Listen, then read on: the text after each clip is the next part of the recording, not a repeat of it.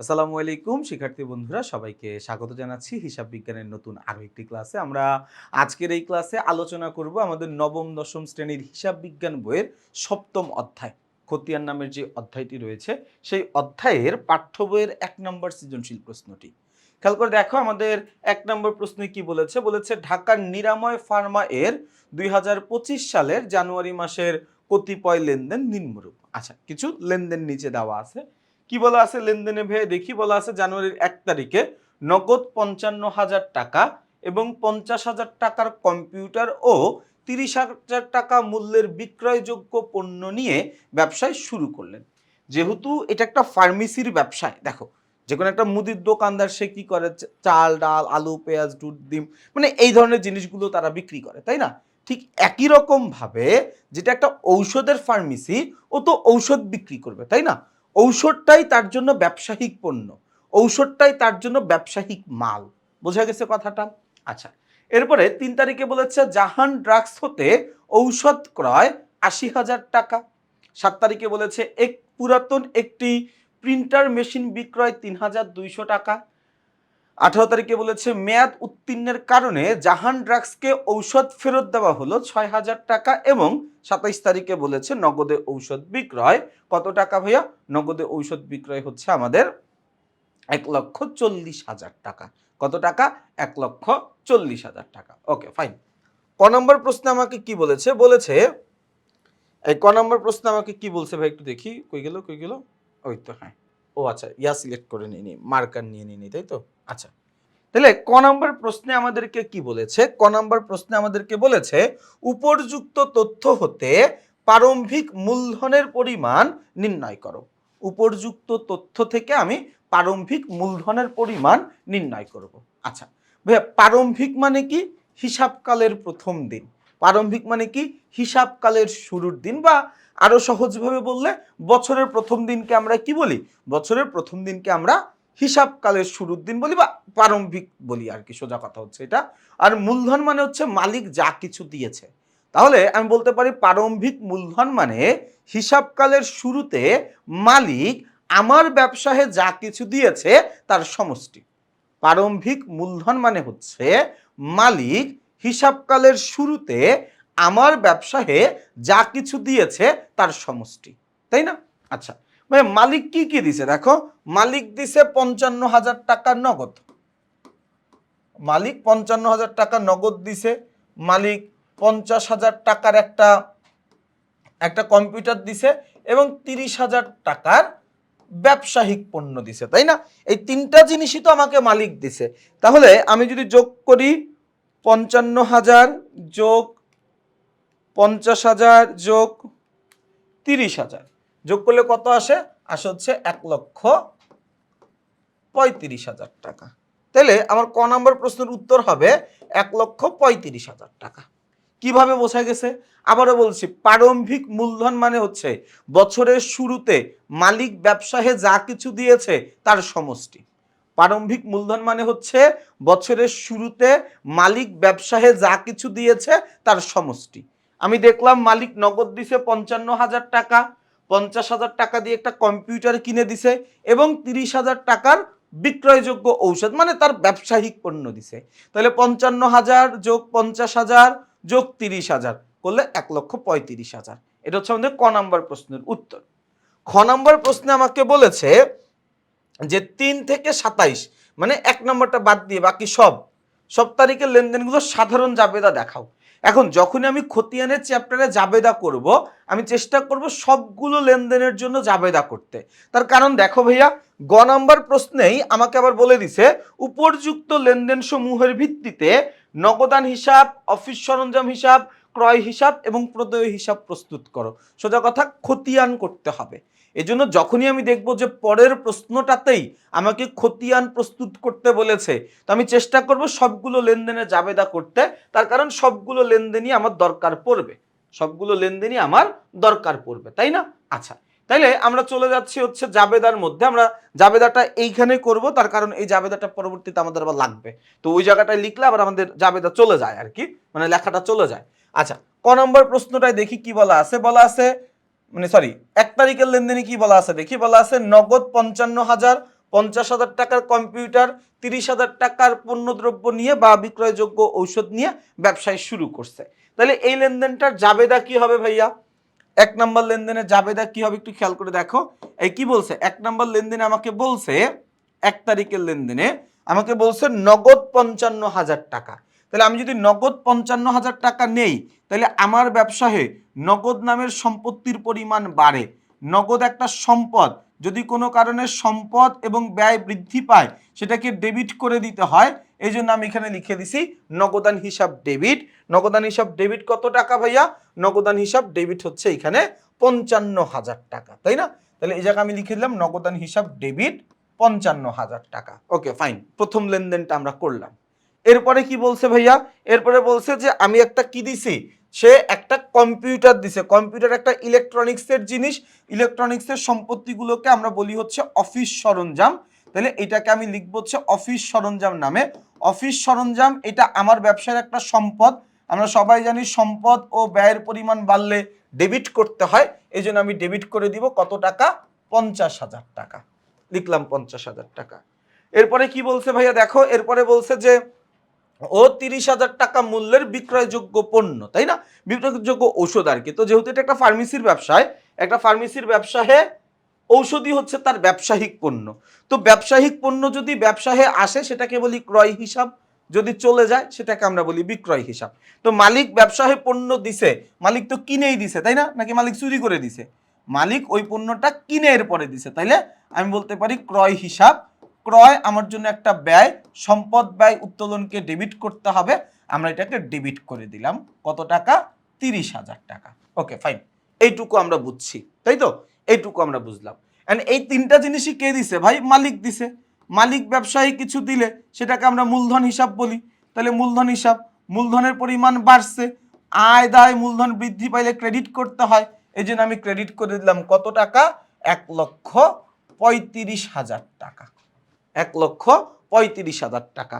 ভাইয়া একটু খেয়াল করো, আমাকে কিন্তু এই জাবেদাটা করতে বলে নাই, আমাকে এই জাবেদাটা করতে বলে নাই, কিন্তু যেহেতু পরবর্তীতে অঙ্ক মানে পরবর্তী অঙ্কেই আমি খতিয়ান করব, এজন্য আমি সবগুলো লেনদেনেরই জাবেদা করতেছি, কারণ এটা আমার কাজে লাগবে। ঠিক আছে, আচ্ছা এর পরের লেনদেনে আমরা যাব। এরপরে কি বলছে? 3 তারিখে জাহান ড্রাগস হতে ঔষধ ক্রয় 80,000 টাকা।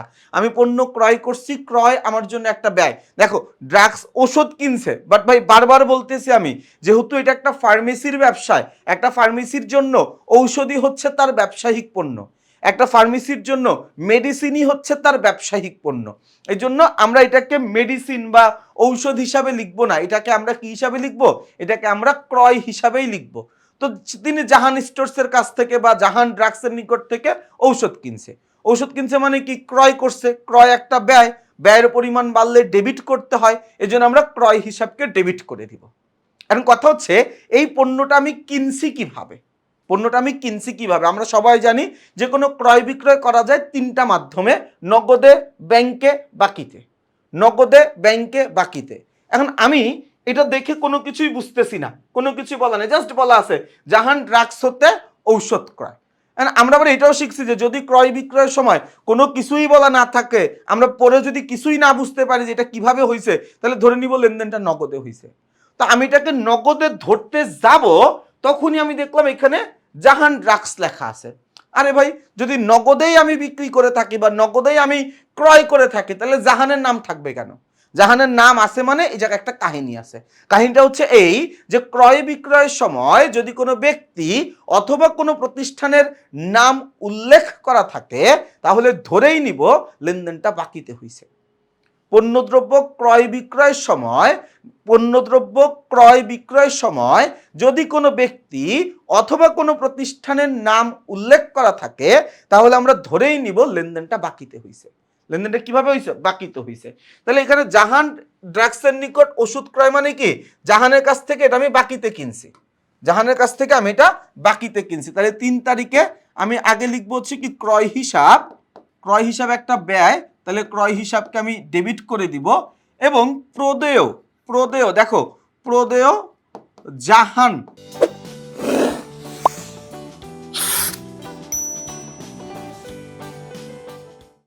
জাহান ড্রাগস লিখে দিবা পুরাটা, আমি জাস্ট জাহান টুকু লিখলাম হিসাব ক্রেডিট।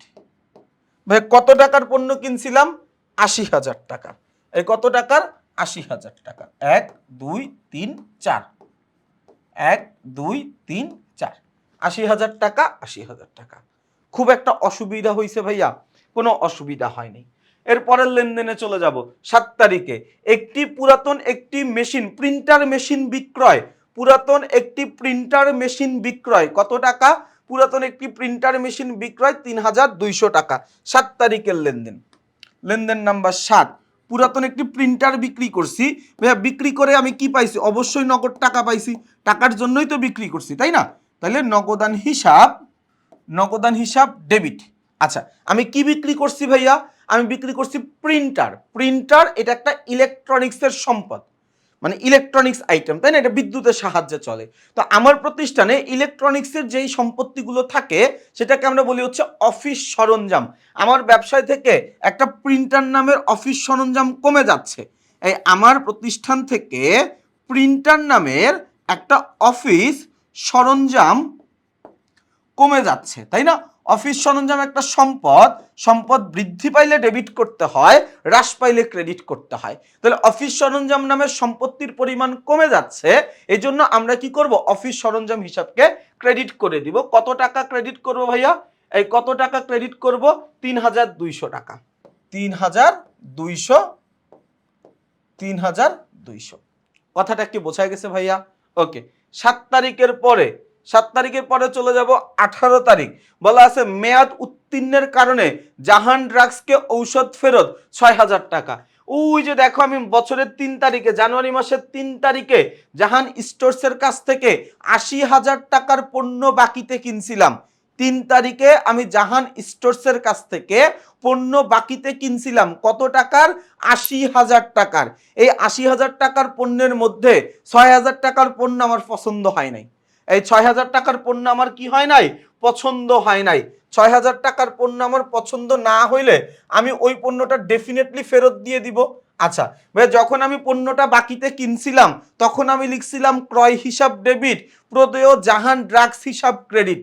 আমি যখন পণ্যটা বাকিতে কিনে নিয়ে আসছিলাম তখন আমি জাবেদা দিছি ক্রয় হিসাব ডেবিট এবং প্রদেয় জাহান হিসাব ক্রেডিট। আজকে আমি ওই ক্রয়কৃত পণ্যটাই ফেরত দিয়ে দিচ্ছি। তুমি আমাকে বলো ভাইয়া, ক্রয় যেমন একটা লেনদেন, ক্রয় ফেরত তার ঠিক উল্টা লেনদেন। ক্রয় যেমন ধরনের লেনদেন, ক্রয় ফেরত ঠিক তার উল্টা একটা লেনদেন না? তাহলে আমি ক্রয় করার সময় যেই কাজটা করছিলাম এখন ওই কাজটা উল্টায় দিব। ক্রয় করার সময় আমি যেই কাজ করছিলাম এখন কাজটা উল্টায় দেই। প্রদেয় হিসাবকে ক্রেডিট করছিলাম তখন, এখন প্রদেয় হিসাবকে ডেবিট করে দেই। প্রদেয় জাহান হিসাব ডেবিট। আর কি ভাইয়া? আর হচ্ছে ক্রয় ফেরত হিসাব ক্রেডিট। ক্রয় ফেরত হিসাব ক্রেডিট। কোনো অসুবিধা আছে ভাইয়া? কত টাকা? এই কত টাকা? ৬,০০০ টাকা। কত টাকা ভাইয়া? ৬,০০০ টাকা। অসুবিধা হইলে বইলো কত টাকা? ৬,০০০ টাকা। সোজা কথা ভাইয়া, আমি ফেরত দেওয়ার ফলে আমার ওই যে প্রদেয় হিসাব নামে দায়ের পরিমাণ বাড়ছিল এখন কমে গেছে, কমায় দিলাম। দায় কমে যাওয়া মানে কি? ডেবিট করে দেওয়া, এই জন্য ডেবিট করে দিছি। ক্রয় নামের যে ব্যয়ের পরিমাণ বাড়ছিল ওইটা কমায় দিছি। কমায় দেওয়া মানে কি? ক্রেডিট করে দেওয়া। ব্যয় হিসাবকে ক্রেডিট করলে কমে যায়, কমায় দিছি। বোঝা গেছে ভাই আমার কথাটা? ভাই কথাটা বুঝাইতে পারছি কিনা আমাকে বইলো। এরপরের লেনদেনে যাব। ২৭ তারিখে নগদে ঔষধ বিক্রয় ১,৪০,০০০ টাকা। ২৭ তারিখে নগদে ঔষধ বিক্রি করলে আমি নগদ টাকা পাই। তাই নগদ টাকা আমার জন্য একটা সম্পদ। আমি তাহলে সম্পদ বাড়লে ডেবিট করতে হবে, এই জন্য আমি লিখলাম নগদান হিসাব ডেবিট। নগদান হিসাব ডেবিট কত টাকা? ১,৪০,০০০ টাকা। কত টাকা?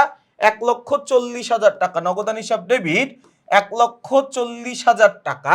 এবং যেহেতু আমি বিক্রি করছি, বিক্রয় একটা আয়, এই জন্য বিক্রয় হিসাব ক্রেডিট কত টাকা? ১,৪০,০০০ টাকা। আবারও খেয়াল করো, নগদ একটা সম্পদ আমি বিক্রি করে নগদ টাকা পাইছি, তার মানে আমার ব্যবসায়ে বিক্রয় নামে সম্পদের পরিমাণ বাড়ছে। ভালো কথা, বিক্রয় নামে সম্পদের পরিমাণ বাড়ছে। এরপরে ভাইয়া কি করছি? বিক্রি করে টাকা পাইছি।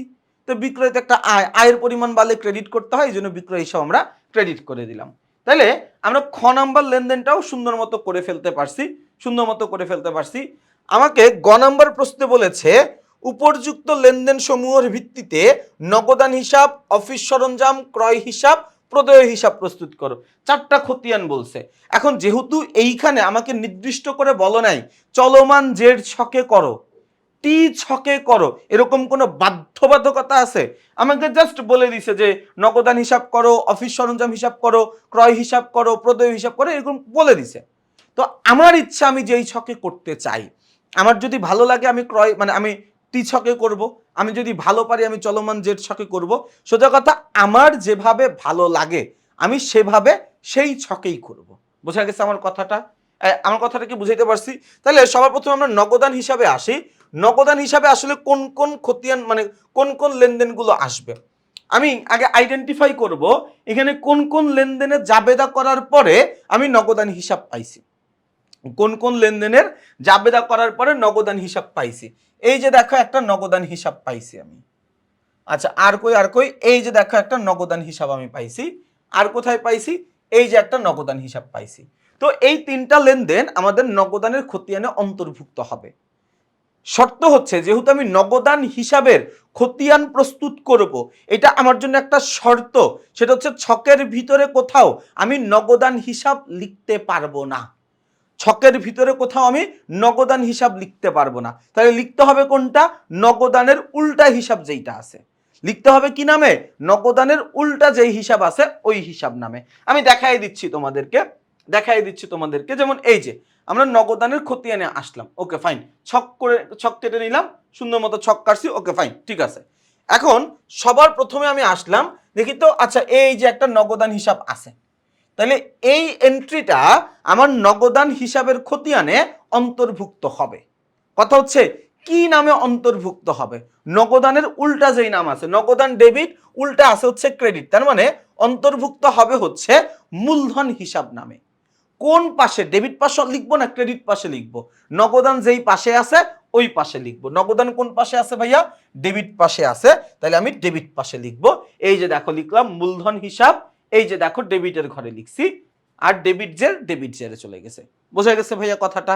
আচ্ছা এরপরে জাবেদায় আমরা যাব। এরপরে আবার কই নগদান হিসাব আছে? এই যে 7 তারিখে নগদান হিসাব আছে, তার মানে 7 তারিখের লেনদেনটা আমাদের নগদান হিসাবের খতিয়ানে অন্তর্ভুক্ত হবে। 7 তারিখের লেনদেনটা আমার নগদান হিসাবের খতিয়ানে অন্তর্ভুক্ত হবে। কি নামে অন্তর্ভুক্ত হবে? উল্টা হিসাব যেটা আছে, কি নামে? অফিস সরঞ্জাম নামে। কি নামে? অফিস সরঞ্জাম নামে। কোন পাশে অন্তর্ভুক্ত হবে? নগদান যেই পাশে আছে ওই পাশে। দেখো ভাইয়া ওই পাশে অন্তর্ভুক্ত করছি কিনা। এই যে অফিস সরঞ্জাম হিসাব নামে লিখছি, নগদান হিসাব ডেবিট ছিল, ডেবিট পাশে লিখছি। ব্যালেন্স নামাবো কেমনে ভাইয়া? ব্যালেন্স নামানোর হিসাব একদম সোজা।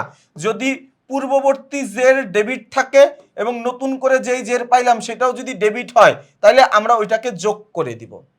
যদি পূর্ববর্তী জের ক্রেডিট হয় এবং নতুন করে যে জেরটা পাইলাম সেটাও যদি ক্রেডিট হয় তাহলে সেটাকে আমরা যোগ করে দিব। যদি পূর্ববর্তী জের ডেবিট হয় এবং নতুন যেই জেরটা পাইলাম সেটা যদি ক্রেডিট হয় তাহলে বিয়োগ করে দিব। যদি পূর্ববর্তী জের ক্রেডিট হয় এবং নতুন জের পাইলাম সেটা যদি ডেবিট হয় তাহলেও বিয়োগ করে দিব। অর্থাৎ সমজাতীয় না হইলেই বিয়োগ করে দিব। সমজাতীয় না হইলেই আমি বিয়োগ করে দিব। ডেবিট ডেবিট যোগ, ক্রেডিট ক্রেডিট যোগ, ডেবিট ক্রেডিট বিয়োগ, ক্রেডিট ডেবিট বিয়োগ। বোঝা গেছে আমার কথা? এখন আমার আগে থেকেই আমার এক্সিস্টিং জেড ছিল ডেবিট কত টাকা? এই ডেবিট জেড ছিল কত টাকা? 55,000 টাকা। নতুন করে আমি আরেকটা জের পাইছি কত? 32,000 টাকা। নতুন করে আরেকটা জের পাইছি কত? সরি 32,000 না, 3,200 টাকা। তাহলে 55,000 আর 3,200 যোগ করলে কত? 58,200 টাকা। কোনো অসুবিধা নাই। ওকে এরপরে আমরা যাই ভাইয়া। এরপরে আর কই নগদান হিসাব আছে? এই যে দেখো নগদান হিসাব আছে, এই যে নগদান হিসাব আছে। তাহলে এইটাও আমার নগদানের খতিয়ানে অন্তর্ভুক্ত হবে। এইটাও আমার নগদানের খতিয়ানে অন্তর্ভুক্ত হবে। কি নামে অন্তর্ভুক্ত হবে? উল্টা হিসাব যেটা আছে ভাই, উল্টা হিসাব কি আছে? বিক্রয় হিসাব। উল্টা হিসাব কি আছে? বিক্রয় হিসাব। তাইলে এটাকে আমি লিপিবদ্ধ করব কিন্তু কি নামে? বিক্রয় হিসাব নামে। কি নামে? বিক্রয় হিসাব নামে। কোন পাশে অন্তর্ভুক্ত করব? যেহেতু নগদান ডেবিট পাশে আছে আমি এটাকে ডেবিট পাশেই অন্তর্ভুক্ত করব। যেহেতু নগদান ডেবিট পাশেই আছে এটাকে আমি ডেবিট পাশেই অন্তর্ভুক্ত করব। কথাটা কি বুঝাইতে পারছি? তাহলে আমরা দেখি তো এই একই কাজ করছি কিনা। এই যে দেখো বিক্রয় হিসাব ডেবিট পাশে 1,40,000 টাকা, আমার পূর্ববর্তী জেরো ছিল ডেবিট 58,200 টাকা, নতুন করে যেই জের পাইছি সেটাও ডেবিট 1,40,000 টাকা। আমার যোগ বিয়োগের নিয়ম হচ্ছে সমজাতীয় হইলে যোগ করতে হবে। আগের জেরো ডেবিট ছিল, এখনকার যেটা পাইছি সেটাও ডেবিট আছে, ডেবিট ডেবিট থাকলে যোগ করে দিতে হবে। আমি যোগ করে দিছি, আমার আসছে কত 1,98,200 টাকা। আমার আসছে কত 1,98,200 টাকা। আমার কথাটা কি বোঝা গেছে ভাইয়া? তাহলে আমি খুব সুন্দর করে নগদান হিসাবটা প্রস্তুত করে ফেলতে পারছি, নগদান হিসাবটা প্রস্তুত করে ফেলতে পারছি। এরপর আমাকে বলছে অফিস সরঞ্জাম হিসাব প্রস্তুত করতে, তাই না? এরপর আমাকে কি করতে বলছে? অফিস সরঞ্জাম হিসাব প্রস্তুত করতে বলছে। ওকে ফাইন, আমরা অফিস সরঞ্জাম হিসাবও প্রস্তুত করব, কোনো অসুবিধা নাই। অফিস সরঞ্জাম হিসাবও আমি প্রস্তুত করব, কোনো অসুবিধা নাই। আচ্ছা, অফিস সরঞ্জাম হিসাব প্রস্তুত করতে বলছে, তাহলে আমি আগে খুঁজি এইখানে কোন কোন জাবেদার মধ্যে অফিস সরঞ্জাম হিসাব আছে। দেখো তো, এই যে আমি প্রথমেই পাইলাম একটা অফিস সরঞ্জাম হিসাব, আবার এই যে পাইলাম হচ্ছে অফিস সরঞ্জাম হিসাব, আর কোথাও নাই। যেহেতু আমাকে বলে নাই কোন ছকে করতে হবে, চলমান জেড ছক, টি ছক, কোনো কিছু আমাকে নির্দিষ্ট করে দেয় নাই, তাহলে ব্যাপারটা আমার ঐচ্ছিক বিষয়। যদি আমার মনে চায়, যদি আমার ভালো লাগে, তাইলে আমি চলমান জেড ছকে করব। যদি আমার মনে চায়, যদি আমার ভালো লাগে, তাইলে আমি টি ছকে করব। আমার ইচ্ছা, আমার যেই ছক ভাল লাগে। আমি বইতে টি ছক চলমান জেড ছক করে দিচ্ছি কারণ এটা তুলনামূলক সহজ। তোমার যদি মনে চায় যে তুমি টি ছকে করবা, করো, কোনো অসুবিধা নেই, কোনো অসুবিধা নেই। তুমি টি ছক পালে টি ছকে করো, তুমি চলমান জেড ছক পালে চলমান জেড ছকে করো। যেহেতু প্রশ্নে আমাকে শর্ত দিয়ে দেয় নাই যে চলমান জেড ছকেই করতে হবে, প্রশ্নে আমাকে শর্ত দিয়ে দেয় নাই টি ছকেই করতে হবে, তাহলে আমার ইচ্ছা, আমি যেই ছকে ইচ্ছা ওই ছকে করব। তাহলে এই জায়গায় একটু খেয়াল করে দেখো ভাইয়া, এই যে অফিস সরঞ্জাম হিসাব আছে, তার মানে এইটা আমার অফিস সরঞ্জামের খতিয়ানে অন্তর্ভুক্ত হবে। এখানে অফিস সরঞ্জাম হিসাব আছে, তার মানে এটা আমার অফিস সরঞ্জাম হিসাবে অন্তর্ভুক্ত হবে। কি নামে অন্তর্ভুক্ত হবে? উল্টা হিসাব। এটা ডেবিট আছে, ডেবিটের উল্টা ক্রেডিট, তার মানে এটা অন্তর্ভুক্ত হবে মূলধন হিসাব নামে। কোন পাশে? অফিস সরঞ্জাম যেই পাশে আছে ওই পাশে। অফিস সরঞ্জাম কোন পাশে আছে? ডেবিট পাশে, তাহলে আমরা ওইটাকে অন্তর্ভুক্ত কোন পাশে? ডেবিট পাশে। এই যে দেখো মূলধন হিসাবেই লিখছি, ডেবিট পাশে 50,000, ওই যে 50,000। বোঝা গেছে কথাটা ভাইয়া? আচ্ছা, এরপরের লেনদেনে যাব। এই দেখো 7 তারিখের লেনদেনে অফিস সরঞ্জাম হিসাব আছে, তার মানে 7 তারিখের লেনদেনটা আমার অফিস সরঞ্জামের খতিয়ানে অন্তর্ভুক্ত হবে। ভালো কথা, অন্তর্ভুক্ত হবে। কি নামে অন্তর্ভুক্ত হবে? অন্তর্ভুক্ত হবে হচ্ছে নগদান হিসাব নামে। কোন পাশে অন্তর্ভুক্ত হবে? অফিস সরঞ্জাম যেহেতু ক্রেডিট পাশে আছে, তার মানে ওইটাকে আমি ক্রেডিট পাশেই অন্তর্ভুক্ত করব। এই দেখো 7 তারিখ লিখলাম নগদান হিসাব, এই যে ক্রেডিট পাশে লিখছি 3,200। এখন আমরা যোগ বিয়োগের নিয়ম কি জানি? খতিয়ানের ক্ষেত্রে সমজাতীয় জের হইলে ডেবিট, সমজাতীয় জের হইলে যোগ করতে হবে, বিপরীত হিসাব হইলে বিয়োগ করতে হবে। আগের জের ছিল ডেবিট 50,000 টাকা, নতুন জের পাইছি ক্রেডিট 3,200 টাকা। 50,000 টাকা থেকে 3,200 টাকা বাদ দিব, থাকবে 46,800 টাকা। এই যে দেখো লিখে ফেলছি 46,800 টাকা। ঠিক একই রকম ভাবে আমি ক্রয় হিসাবের খতিয়ানটা করব। দেখো ভাই, আমি যখন জাবেদা করতে যাব, আমার ক্রয় হিসাব কই কই আছে? এই যে ক্রয় হিসাব আছে, এই যে দেখো আমার ক্রয় হিসাব আছে, তো এই দুইটা আমার ক্রয় হিসাবের খতিয়ানে আসবে। একইভাবে আমি এই দুইটা ক্রয় হিসাবের খতিয়ানে অন্তর্ভুক্ত করে দিছি, সেম একই টাইপে। এরপরে দেখো আমাকে বলছে প্রদেয় হিসাব করতে। প্রদেয় হিসাব, এই যে 3 তারিখের লেনদেনে প্রদেয় হিসাব আছে, এরপরে আমার আবার 18 তারিখের লেনদেনেও প্রদেয় হিসাব আছে। তো এইখান থেকে আমি প্রদেয় হিসাব দুইটা লিখে যোগ বিয়োগ করে দিব। খতিয়ান অনেক সহজ ভাইয়া, অনেক সহজ। হ্যাঁ, খতিয়ান করাটা কিছুটা বোরিং লাগে, কারণ একই কাজ বারবার করতে হয়, একটু ছক কাটতে হয় বেশি, এই জন্য আমাদের কাছে মাঝে মাঝে একটু খতিয়ান বিরক্ত লাগে, বাট খতিয়ানের অঙ্কগুলো সহজ আছে। তো আমি চেষ্টা করেছি আমাদের 1 নম্বর সৃজনশীল প্রশ্নটা তোমাদেরকে যতটুকু সময় নিয়ে যতটুকু ভালোভাবে বোঝানো যায়, আমি আশা করছি 1 নম্বর সৃজনশীল প্রশ্নটা তোমরা খুবই সুন্দরভাবে বুঝতে পেরেছো। ইনশাআল্লাহ তোমাদের সাথে আমার 2 নম্বর সৃজনশীল প্রশ্নের ক্লাসে আবার দেখা হবে। সেই পর্যন্ত সবাই ভালো থাকবা, সুস্থ থাকবা, আমার জন্য দোয়া করবা। আসসালামু আলাইকুম।